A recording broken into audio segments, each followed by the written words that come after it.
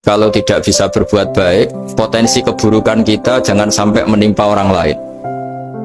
Keburukan itu bisa kejahatan kriminal, bisa kejahatan pidana atau merugikan orang lain, atau kejahatan yang tidak sampai kriminal tapi mengganggu orang lain.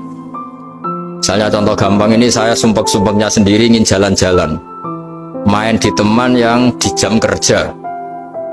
Ini kan sumpek-sumpeknya saya sendiri ingin hiburan, terus wisata atau dolan ke teman yang sebetulnya saat itu dia mungkin ngaji atau kerja atau harus memenuhi kewajiban cari nafkah. Gara-gara nemuin saya, akhirnya dia dikomplain sama majikannya, atau gara-gara nemuin saya, dia akhirnya tidak ngaji sama santrinya, atau gara-gara nemuin saya, dia terganggu aktivitasnya. Itu juga tidak boleh, karena berarti keburukan kita punya akibat pada orang lain. Jadi kaidah dalam Islam itu kalau tidak berbuat baik, potensi keburukan kita ini jangan sampai menimpa orang lain. Sehingga di sini Islam menyarankan uzlah. Uzlah itu nyepi. Jadi misalnya kita baru penat, baru bawaannya itu emosi, baru gak suka kumpul orang, itu ya sebaiknya jangan jalan-jalan, karena di antara kebaikan Islam itu tabassum, senyum, atau talqatu wajhin, ceria. Tapi karena kita mungkin jatuh kredit, jatuh hutang, atau punya masalah keluarga, jika bawaan kita itu emosi, nah dalam seperti ini sebaiknya uzlah, menutup diri. Sehingga kata Rasulullah SAW, dalam zaman akhir di antara kebaikan itu kamu meninggalkan manusia, aktivitasnya, kemudian watada'un nas min syarrik, kamu meninggalkan manusia supaya nggak kena keburukan kamu.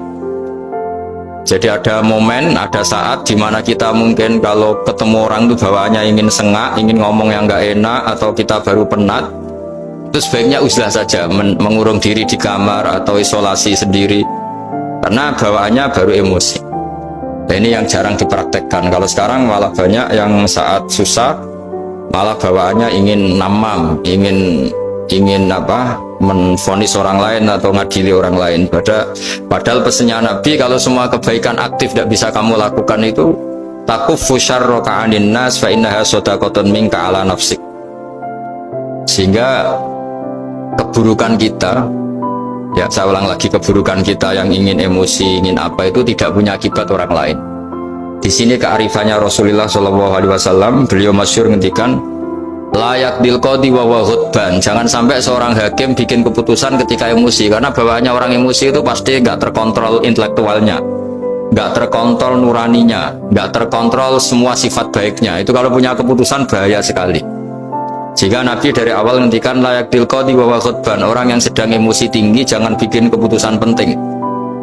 Kemudian oleh ulama diteruskan juga jangan bikin keputusan penting orang yang sangat lapar, atau yang sangat kenyang, atau yang sangat ngantuk, atau yang super sibuk. Jadi hal-hal yang potensi buruk dalam mengambil keputusan itu harus ditinggalkan.